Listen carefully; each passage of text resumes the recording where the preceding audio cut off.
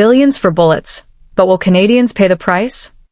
This June, Prime Minister Mark Carney shocked the world and every Canadian by announcing a massive $9.3 billion boost to our military. But is this smart planning or political theater? In June 2025, Canada made headlines around the world. Prime Minister Mark Carney stood in front of cameras and declared that Canada would finally meet NATO's defense spending goal, 2% of our GDP, 5 years ahead of schedule. How? By injecting a massive $9.3 billion into our armed forces. That's money for submarines, ships, drones, cyber units, radar systems, and more. It's being called the biggest military investment in Canadian history. For decades, Canada has been criticized for falling behind in defense.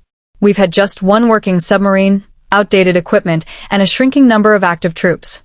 Now, that's about to change, or so we're told. But the question many Canadians are asking is, why now? What changed? And what's really driving this sudden defense push? Carney says it's simple. Canadian sovereignty is under threat. Russia is more aggressive. China is creeping into the Arctic. Cyber attacks are hitting closer to home. And frankly, many don't fully trust the US to have our back anymore. But critics say this isn't just about defense, it's politics. With an election around the corner, some believe Carney is trying to look strong on the world stage while distracting from problems here at home. So, what exactly is the plan? The government says it wants to recruit the 10,000 new troops, rebuild Canada's defense industry, and modernize nearly every piece of equipment the military uses. That means no more relying only on the US for weapons. Canada is now buying submarines from Germany, radar from Australia, and building surveillance systems with Europe. It's a clear signal. We're stepping out of America's shadow. But that shift comes at a price. Some in Washington are already concerned. Is Canada turning its back on the US? What does this mean for NORAD? For joint cyber defense? For our border security?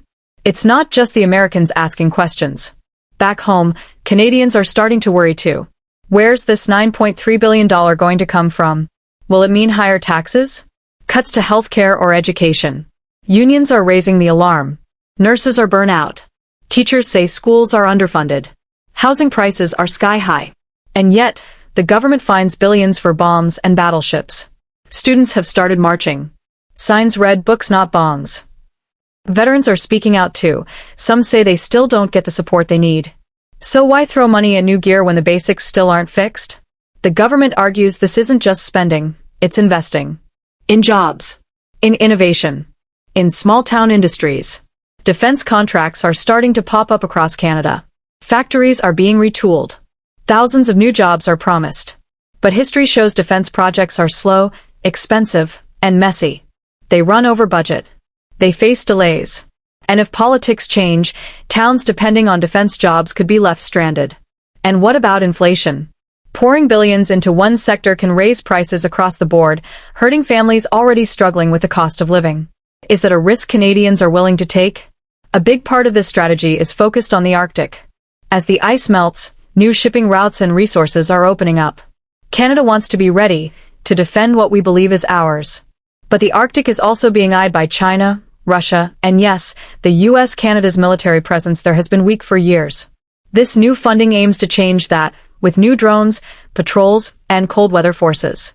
Some experts say this could spark a new Cold War in the North. Others say it's long overdue. Either way, the stakes are rising, and fast. So, is this a smart move to protect Canada's future? Or is it a risky gamble that might backfire? That's the question Canadians are being forced to answer. This isn't just about defense. It's about identity. About whether Canada is ready to lead, or whether we're just reacting too late. It's a national pivot that could define our role in the world for decades. Whatever side you're on, one thing is clear, the billions are real. The risks are real. And the future of Canada is being reshaped right now, before our very eyes. What do you think? Is this defense spending long overdue, or are we ignoring the real issues at home? Let us know in the comments below. And don't forget to like, subscribe, and hit that bell so you never miss a story from Canada Speaks. Let's talk about NATO. For years, Canada has been scolded by allies for spending too little on defense. The US especially has pushed hard for Canada to hit that 2% target. Now that we finally are, and early, some in Europe are celebrating. But is that applause masking deeper concerns? In Brussels, NATO officials are cheering. Canada's decision makes the alliance look stronger. Submarines from Germany, joint surveillance with Europe, it's creating new energy across the Atlantic. But make no mistake, this is also about power. By spending big, Canada isn't just buying weapons, it's buying influence. A louder voice at NATO meetings. A bigger seat at the table in global defense decisions. But influence comes with responsibility and pressure. The more we commit, the more we're expected to do. More troops overseas. More money during future crises. Canada might be stepping up now, but will we still want this role 5, 10, 20 years from now? At home, political parties are split. Some conservative voices are praising the move, calling it a long overdue fix. Others on the left say it's a dangerous redirection of public money, especially when poverty and housing crises are far from solved. And let's not forget, we're heading into an election. This announcement didn't come out of nowhere. It was perfectly timed. Is Carney securing our borders, or just trying to secure votes? There's also concern about how the money is being spent. Canada's defense procurement system has a long track record of delays, backlogs, and wasted taxpayer dollars. Critics worry this will be more of the same. Even military insiders admit, throwing billions at the system doesn't fix it overnight. It takes clear planning, better leadership, and faster decision-making. Otherwise, soldiers still won't get what they need, when they need it. And then there's the issue of public trust. Many Canadians feel left out of this decision. Where were the public consultations? The debates? The town halls? A policy this massive shouldn't be rushed through in silence. Some are calling this a quiet militarization of Canadian policy. Big changes are being made behind closed doors, with little transparency. And once defense budgets rise, they rarely go back down. Others argue that this is just the beginning of a new Canadian economy. One that includes high-tech defense innovation, cybersecurity, drone manufacturing, Arctic engineering, and more. It could mean new opportunities for students in STEM, better research funding for universities, and private sector growth. But again, only if the system works properly, and that's a big if. Let's not forget our veterans. If this government has $9.3 billion for new jets and tanks, why are so many vets still fighting for proper pensions, housing, and mental health services?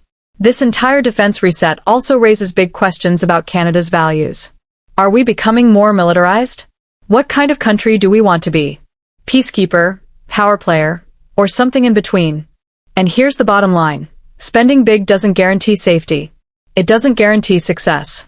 But it does send a message to allies, to rivals, and to Canadians. Canada is choosing to lead. The only question now is, will it work?